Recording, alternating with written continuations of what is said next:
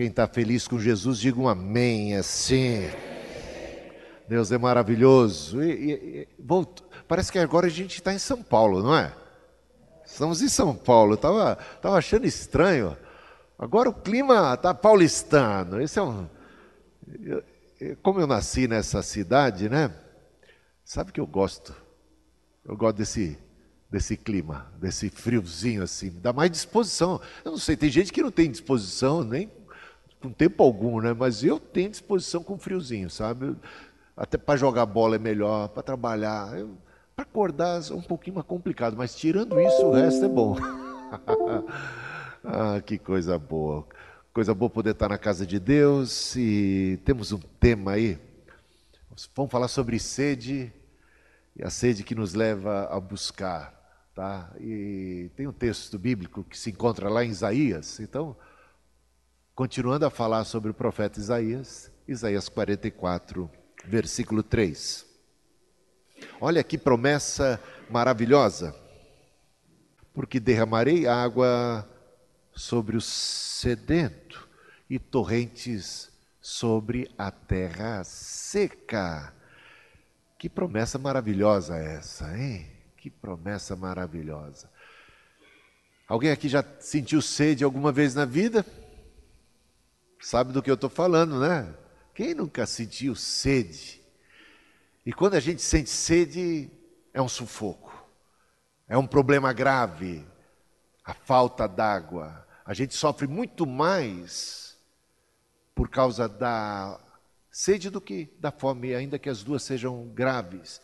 Mas sede é algo que a gente não consegue suportar. E quando a gente tem sede, e aquela sede brava, quando a gente tem muita sede, a gente não consegue pensar em outra coisa a não ser em água, sabia disso? Se tiver muita sede, você busca água de maneira desesperada. Você tem angústia, você anseia. Tem aquele salmo que diz, como o servo brama por água. Ó Deus, assim a minha alma tem sede de ti. Já parou para pensar? Um animal sedento que chega a ponto de clamar de tanta sede. É assim que você clama por Deus, é assim que você tem sede de Deus, você tem esse tipo de sede por Deus.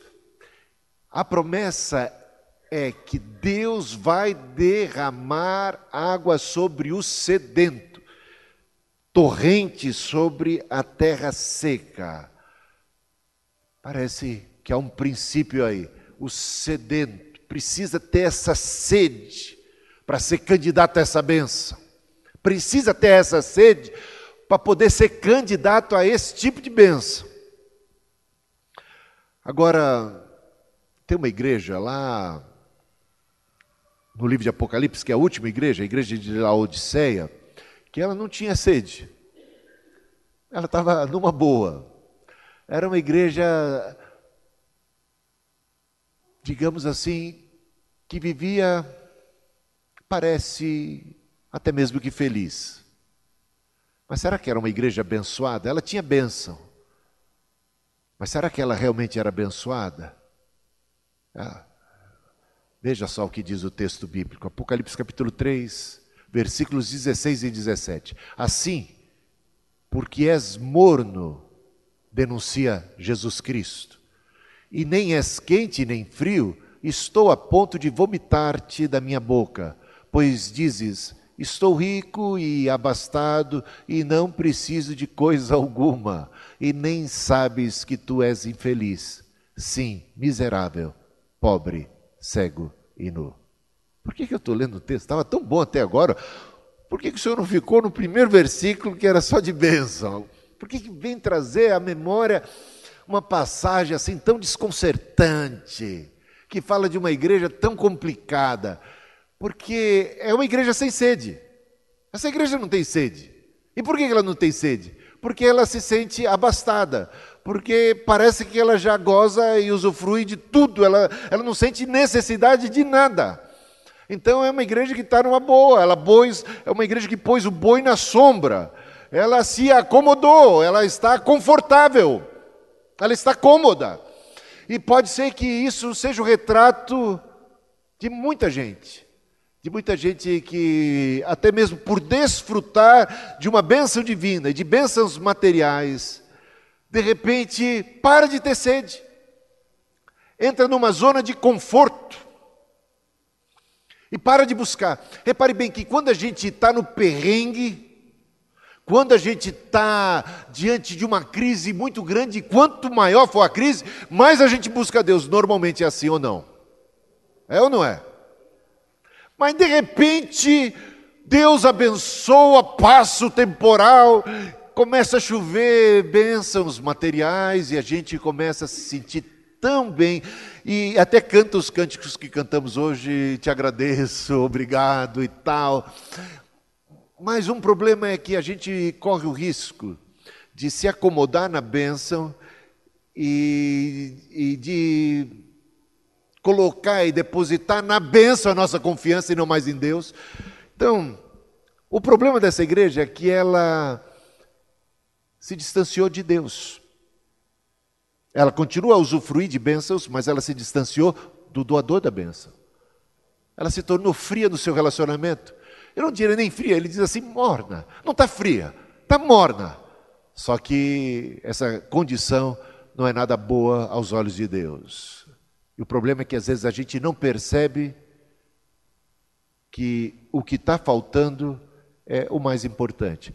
Tem uma outra igreja no livro de Apocalipse que ela se afastou do primeiro amor. O relacionamento ficou xoxo, frio. Tem essa promessa que encontramos lá em Lucas, capítulo 1, versículo 53. Num cântico, a gente extrai essa declaração. Enche de bens os famintos e despede vazios os ricos. O problema daquela igreja é que ela se sentia abastada, rica. Não precisa de nada. É despedido normalmente? Vazio. Enche de bênçãos os famintos. Os famintos. Qual o problema? O problema não é possuir riquezas, não é estar abastado, mas é ser possuído por elas. É confiar nelas e se esquecer de Deus. É ser cheio de bênçãos e vazio de Deus. Eis aí o problema. Se as vossas riquezas prosperam, não ponhais nela o vosso coração. Qual é, de fato, a nossa maior necessidade? E esse é o problema da bênção. A bênção pode ser um problema porque ela pode mascarar a nossa maior necessidade. A gente pode se acomodar com ela, até curti-la e se sentir ali numa zona de conforto e por conta disso perder o contato com o doador de todas as bênçãos, com o Senhor da vida. Precisamos reconhecer nossa necessidade de Deus, porque só assim nós de fato o buscaremos. E a gente precisa reconhecer nossa necessidade de Deus, assim como aquele servo brama por água. Ou seja, precisa você ter uma consciência do que Deus representa para você, a ponto de você falar, eu não posso jamais passar um dia sequer sem uma comunhão íntima e profunda com meu Deus. Porque a água é assim, né? Você pode ter bebido bastante ontem, mas tem que beber hoje também, não é assim? A água é constante. Então não adianta a sua comunhão, a comunhão que você teve com a água no dia anterior. Não adianta beber 2, 3 litros num dia e não beber nada no outro. Essa questão da constância, como ela é fundamental. Precisamos reconhecer nossa necessidade de Deus, porque só assim de fato nós o buscaremos. Olha o que diz Deuteronômio capítulo 4, versículo 29. De lá buscarás ao Senhor. Buscarás ao Senhor teu Deus e o acharás. Quando? O buscardes de todo o teu coração e de toda a tua alma. Deus colocou isso, estabeleceu isso como um princípio. Deus quer que eu e você, quer que os seres humanos reconheçam sua necessidade, sua dependência, quer que nós o busquemos, mas não o busquemos de qualquer jeito, não de qualquer maneira, mas de todo o coração. E Jeremias 29, 13 tem como que uma recapitulação desse texto de Deuteronômio que acabamos de ler. Buscar-me-eis e me achareis, quando me buscardes de todo o coração. Buscar-me-eis e me achareis quando, e tão somente, quando me buscardes de todo o coração. E aí? Às vezes a gente fala, eu não estou encontrando, mas é porque provavelmente não buscou direito. E buscar direito é buscar de todo o coração. 2 Crônicas 15, 4. 2 Crônicas 15, versículo 4. Mas quando na sua angústia eles voltaram ao Senhor, Deus de Israel, e o buscaram, foi por eles achado. Isaías 55, 6. Buscai o Senhor enquanto se pode achar, invocai-o enquanto está perto. Jeremias 33, 3. Clama a mim, responder-te-ei, anunciar-te-ei coisas grandes e firmes que não sabes, coisas ocultas, eu vou te revelar. Mateus 7, 7. Pedi e dar-se-vos-á, buscai e achareis, batei e abrir-se-vos-á. Então você perceba uma tônica que você vai encontrar desde o Pentateuco, passando pelos profetas, entrando no Novo Testamento, não mudou. Deus deseja ser buscado, deseja ser reconhecido por mim e por você, como a máxima necessidade, como a prioridade número 1 da nossa vida, da nossa existência.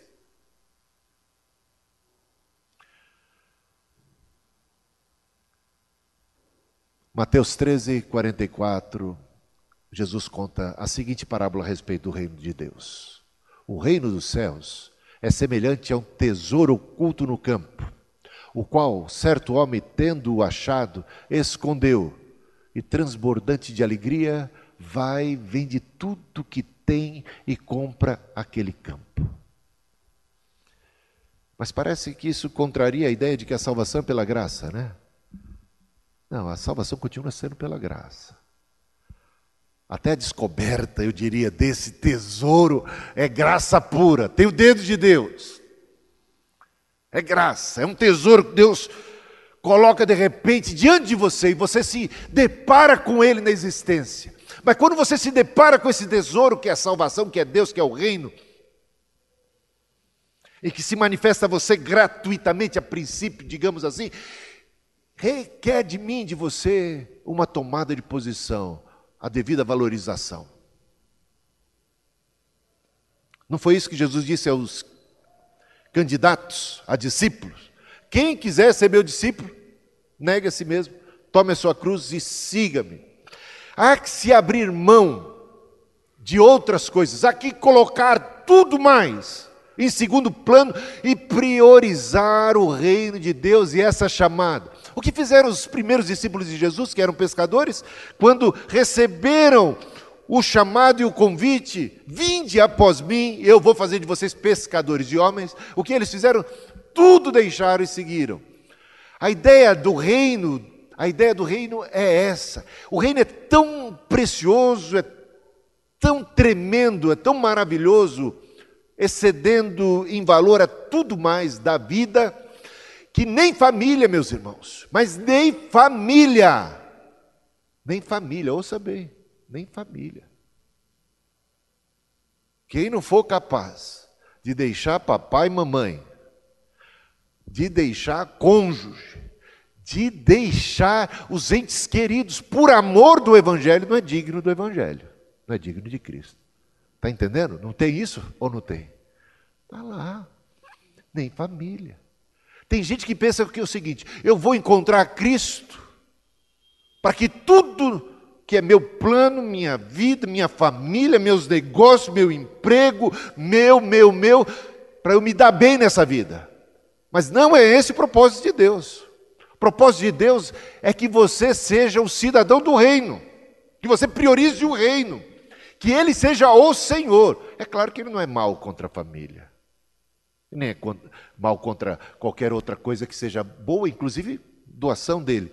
Mas se um dia você tiver, como alguns discípulos que diante do chamado de Jesus disseram: deixa-me primeiro enterrar meu pai. Não se trata ali de enterrar, tá? Só para informação de vocês, não se trata do velório do pai, não. Se trata de, olha, meu pai está para morrer, ainda tem talvez alguns anos, deixa eu cuidar do meu pai, depois eu vou atender o chamado de Deus. É disso que se trata. Meus irmãos, nós temos um chamado de Deus, e esse chamado de Deus precisa ser prioridade na nossa vida, e ponto final. Se é Ele que está falando, se é só o pastor Hildo que está falando, esquece, não é? Se isso aqui é uma mensagem, agora se é Deus por trás dessas palavras, se é Deus que te chama, onde é que está o teu coração? Onde é que está o teu coração? Meus irmãos, temos que amar a Deus sobre todas as coisas, inclui a esposa, inclui o marido, inclui os filhos, inclui. Eu convido você a ler um livro, O Grande Divórcio, de autoria de C.S. Lewis. Esse livro é muito interessante, como todos os livros de C.S. Lewis. Também trabalha em termos de ficção, só que coloca uma pessoa que já está indo para o inferno, como se essa pessoa, uma pessoa que morreu, que já está indo para o inferno, como se ela tivesse uma segunda oportunidade. Suponhamos, digamos assim, é o que diz o livro. Vamos dizer que ela tem uma segunda oportunidade e ela então tem como se chegar ao céu. E tem um diálogo lá. E quando ela chega lá no céu, uma mulher, por exemplo, ele começa a contar a história. E essa mulher, vamos dizer que ela falou com um anjo, né? Eu ia abrasileirar o negócio, falou com São Pedro, né? Lá na porta do céu. E ela, como se ela perguntasse assim: o que eu preciso fazer para entrar no céu? Porque meu filho está aí no céu. Todo o interesse dela era no filho. E nesse diálogo ela vai revelar toda a tristeza, porque o filho acabou morrendo num acidente, acabou morrendo ainda jovem. E toda a revolta que ela tinha para com Deus, porque Deus havia permitido que o filho morresse. Então, e ela, agora ela é capaz, e ela começa a mostrar que ela é capaz de fazer qualquer coisa para se aproximar do filho, inclusive até amar Deus, se for necessário. Está entendendo a pegada? O C.S. Lewis, ele é campeão desse tipo de coisa. Também ele colocou, então, todo aquele diálogo vai mostrando que, de fato, ela não ama Deus. Que, de fato, a idolatria, o ídolo da vida dela, da existência dela como todo, era o filho. E quando o filho foi tirado durante a sua vida, ela culpou a Deus por isso e não perdoou a Deus. Mas é capaz agora de perdoar a Deus, caso isso lhe conceda comunhão com o seu filho, entrar no céu. Está percebendo? E não tem muita gente assim. Não tem muita, olha, guardadas as devidas proporções, mas não tem muita gente assim, que o negócio com Deus é um negócio. Com Deus é assim: Senhor, o que eu posso fazer para escapar do inferno? Se é para te amar, para escapar do inferno, eu faço qualquer coisa. Mas não tem amor mesmo por Deus. O que eu tenho que fazer para receber uma prosperidade material, para me dar bem nessa vida? Gente, tem gente fazendo qualquer negócio com Deus. Você perceba quantas igrejas temos fazendo hoje, nos dias de hoje, fazendo negócio com Deus, propondo negócio para poder se dar bem. Entra numa jogada com Deus e você vai se dar bem. Ou para ter saúde, ou para ter qualquer coisa. Deus torna-se de fato um meio, o fim é outro. O anseio nunca é Deus, o anseio é alguma coisa fora de Deus, que Deus pode dar. Então meu coração nunca está de fato em Deus, ele está nas coisas, ou nas pessoas, ou na vida, ou na glória, ou num sonho, ou num plano, ou num projeto humano, Deus se torna um mediador, um caminho para eu chegar aonde de fato eu quero, onde está de fato o meu coração. E esta é uma tristeza. Por isso, uma parábola como esta, que diz que quando a gente encontra Deus na vida, quando a gente encontra o tesouro do Evangelho, quando a gente encontra o tesouro do Reino de Deus, quando a gente encontra o próprio Cristo e as suas palavras, isso precisa ser devidamente valorizado, isso precisa ser apropriado de uma maneira onde você é capaz de tudo para possuir, inclusive abdicar da própria vida, não é? Negar a si mesmo. Olha só, outra parábola na mesma toada. O reino dos céus, isso está na sequência, né? Mateus 13, agora versículos 45 e 46. O reino dos céus é também semelhante a um que negocia e procura boas pérolas. E tendo achado uma pérola de grande valor, vende tudo que possui e a compra. Tanto num caso como no outro, perceba o valor que está sendo dado às coisas de Deus, o valor que é dado ao reino de Deus, o valor que é dado ao Evangelho, o valor que é dado às palavras de Cristo, o valor que é dado ao Senhor, o valor que é dado a essa oportunidade que pela graça se nos apresenta. Meus irmãos, é isto. E esse texto foi lido hoje pela Érica. E com ele nós concluímos a mensagem de hoje. Buscai, pois, em primeiro lugar o seu reino e a sua justiça, e todas essas coisas vos serão acrescentadas. Todas as coisas que os homens buscam, o bem-estar, o alimento, um teto, a roupa, as coisas que precisamos, elementares para a nossa vida. Não andeis ansiosos, não seja isso o produto, o objeto da nossa sede, não seja isso onde está o nosso coração, mas o nosso coração, a nossa sede tem que estar no reino de Deus, nas coisas de Deus. Essa deve ser a nossa ambição, o Senhor, pelo valor que damos a Ele, pelo valor que damos ao reino. E quando a gente busca em primeiro lugar o reino de Deus, todas as demais coisas nos são acrescentadas. Eis que tudo abandonamos e te seguimos, disseram os discípulos de Jesus.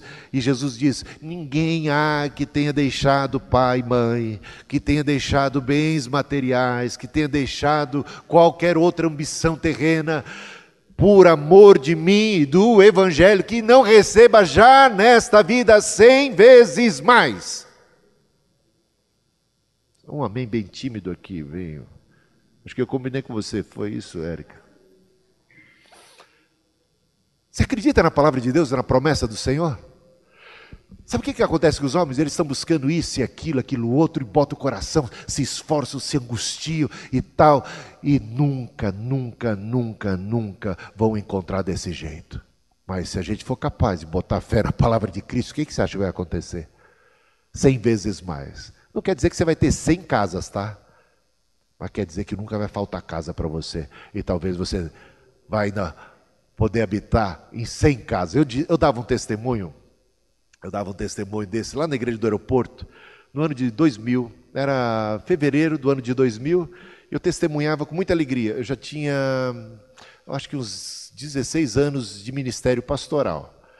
E dizia para eles que a gente ganhava como pastor, eu nunca tinha tido condição de fazer uma poupança, de ter nada. A gente não tinha casa, a gente morava na casa que a igreja providenciava, né? Já tínhamos 3 filhos, já estavam na adolescência ali, e eu testemunhava com toda alegria. Eu lembro desse culto como se fosse hoje, falando: meus irmãos, eu podia ter sido advogado, não sei se ia fazer boa coisa, sabe? Meu filho é advogado. Eu podia ter seguido outra profissão. Eu acredito que eu podia ter me dado bem ou aqui ou lá no mundo secular, sabe? Tirando assim, falsa modéstia. Mas eu não estava triste nem frustrado com o fato de ter sido pastor e de, por conta disso, não ter conseguido bens materiais. E eu testemunhava com toda alegria, dizendo assim para eles, sabe o que está se cumprindo na minha vida? Essa palavra de Cristo. Não há quem tenha deixado as ambições dessa vida e abraçado, posto a mão no arado, que já não receba 100 vezes mais. Falei, eu já estou usufruindo, está cumprindo a minha vida. Mas cadê que eu tinha escritura com 100 casas? Não tinha. Mas eu falei assim, eu vou lá no Nordeste, tem casa lá para mim no Nordeste. Sabia que tem? Até hoje tem. Eu vou no Centro-Oeste, tem casa. Eu vou no Rio de Janeiro, tem casa. Eu vou em Minas Gerais, tem casa. Meus irmãos, nunca faltou casa. Eu falei, eu tinha recém retornado do Chile. Eu falei, até no Chile eu tenho casa. Tem casa nos Estados Unidos, tem casa na África. Meus irmãos, a minha família aumentou muito, muito desde que eu me tornei crente. Muito. Minha família, eu tenho 100 vezes mais irmãos, eu acho que eu tenho 1000 vezes mais irmãos. Só que nessa igreja tem mais de 100. Não é? Não é uma coisa maravilhosa? E você pensa que isso é bobagem, que é café pequeno? É muito grande, nunca vai faltar casa. Você sabe que nunca faltou nem casa de veraneio? De praia. Alguns irmãos dessa igreja já me abençoaram até com casa de praia. E assim, quando você menos espera, tem uma casa. E eu falei, que bom, eu não preciso nem pagar o imposto da casa, nem o condomínio, aquelas coisas todas, né? E de repente eu estou usando. Gente, nunca faltou. Nunca faltou nada. E na hora que a gente mais precisava de alguma coisa, a mão de Deus não falta. Não falta. A gente viu os testemunhos da Todo Mundo Feliz hoje, né? Como de repente, uma provisão divina, um jeito, uma solução, um caminho. Ah, meus irmãos e irmãs, como é bom poder confiar, deixar a ansiedade de lado, deixar tudo e confiar no Senhor. Confiar no Senhor. Buscar, pois, está escrito aí. Isso foi registrado com todo cuidado pelos apóstolos, essas palavras de Cristo, que eles experimentaram o poder disso nas suas vidas. E eles tiveram sede de Deus, quando eles encontraram a Cristo, é Ele, quem beber de mim, disse Jesus, não vai tornar a ter sede de novo. Porque Jesus é uma fonte inesgotável, porque a gente continua a beber dele todo dia, toda manhã, toda a vida, Ele cuida de nós. As demais coisas serão acrescentadas. E aí, para terminar, bem-aventurados os que têm fome e sede de justiça, porque serão fartos. Mais um texto, agora fome e sede de justiça. Fome e sede de justiça para as nossas causas, quando você é injustiçado. Agora não pode ser egoísta. Como cristão, fome e sede de justiça pela causa daquelas crianças. Fome e sede de justiça por causa do nosso país. Quanta miséria, quanta injustiça, quanta corrupção. A gente precisa ter fome e sede de justiça. Fome e sede do reino e da sua justiça. Fome e sede de Deus. E isso, meus irmãos, deve nos levar a buscar a Deus, confiar no Senhor, dar o devido valor a Ele. E termino aqui com essas 3 perguntas que você veja que eu sou ansioso, né? Eu já mandei as 3 para vocês no grupo do WhatsApp, hein? Do que você tem sede na vida? Mas não responde para mim. Diante dessa mensagem, reavalia as suas prioridades, seu projeto de vida. O que é que faz balançar seu coração aí? Você tem sede do quê? Deus está como número 1 na sua lista de sede. Tenho sede de Deus. Quero comunhão com Deus. Você é que nem Moisés. Teve uma hora que Deus disse para Moisés, olha Moisés, eu vou enviar o meu anjo vai com você, vai com o povo. Moisés tinha tanta sede de Deus que ele falou assim, jamais, eu não vou dar um passo daqui, se a tua presença não for comigo. essa sede de Deus, essa comunhão. É Deus na nossa vida. E o reino de Deus tem sido a nossa prioridade. Temos buscado a Deus de todo o coração? Curvemos a nossa fronte e oremos ao Senhor.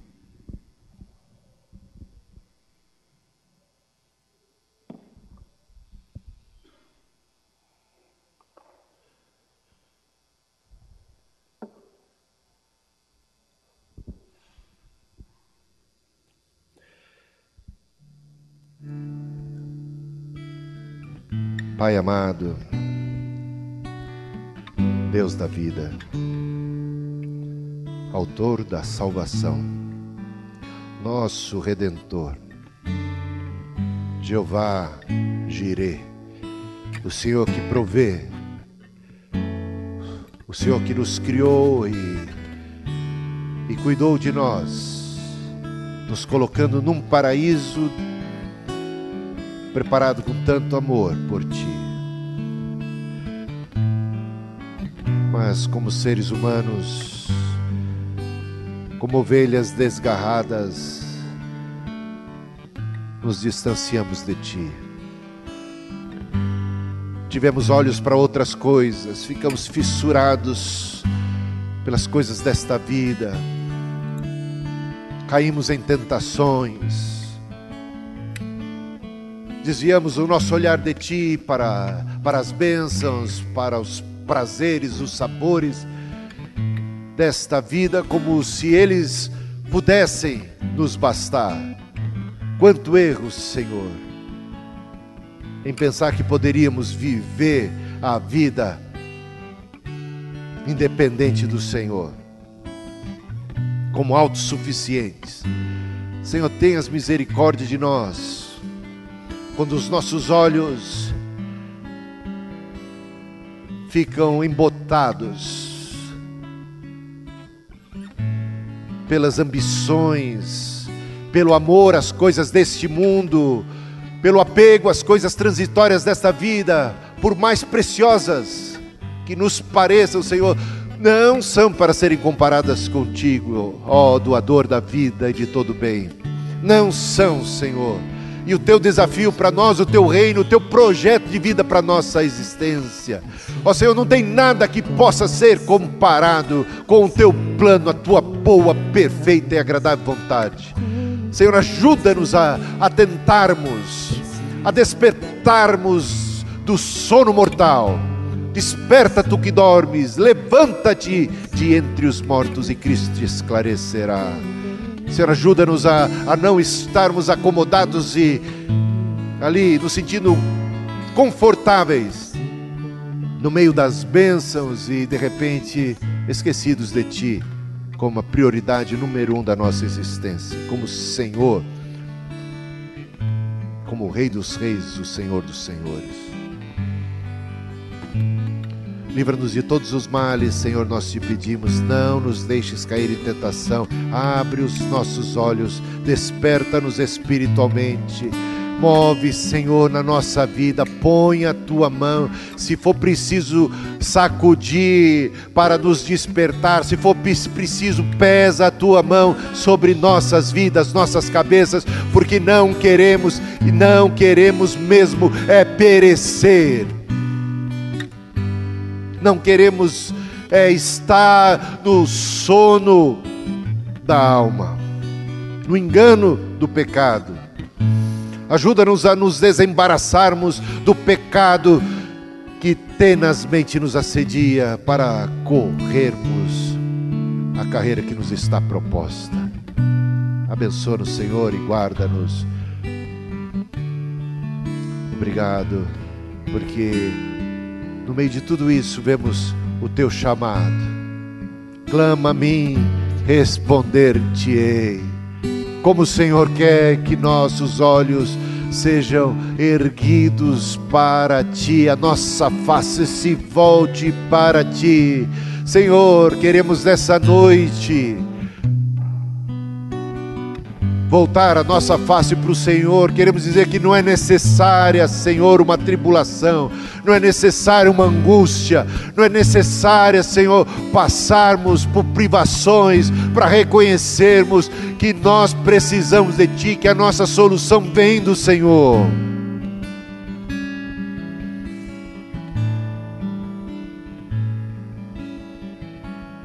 Nós cantamos alegremente que o Senhor é o autor de todas as bênçãos. Amém. E ao Senhor tributamos todas as honras e glórias. Não precisamos passar, Senhor. Eis-nos aqui, Senhor. Mas cumpra-se em nós o Teu querer, e não queremos ser destruídos e condenados. Não queremos amar o mundo e amar as coisas do mundo e nos apegarmos a elas. Não queremos fazer como a mulher de Ló, que olhou para trás pelo seu apego a Sodoma e Gomorra. Nós reconhecemos que somos nesta terra peregrinos, que todas as bênçãos e dádivas materiais, toda a saúde, toda a família, tudo mais, ó Deus, são bens provisórios, transitórios. Nós não somos desta terra, nós pertencemos à Nova Jerusalém, nós pertencemos a Ti para toda a eternidade, Senhor. Que os nossos olhos estejam fixos no Senhor, buscando as coisas que são lá do alto, acumulando os nossos tesouros no céu, onde o Senhor está. Obrigado, Jesus. Obrigado, Senhor. Amém e amém. Assim como a costa anseia por águas, coloquemos em pé, cantemos ao Senhor. Precisa da chuva, meu coração tem sede de Ti, Rei meu e Deus meu. Assim como a costa anseia por águas, como terra seca precisa da chuva, meu coração tem sede de Ti, Rei meu e Deus meu.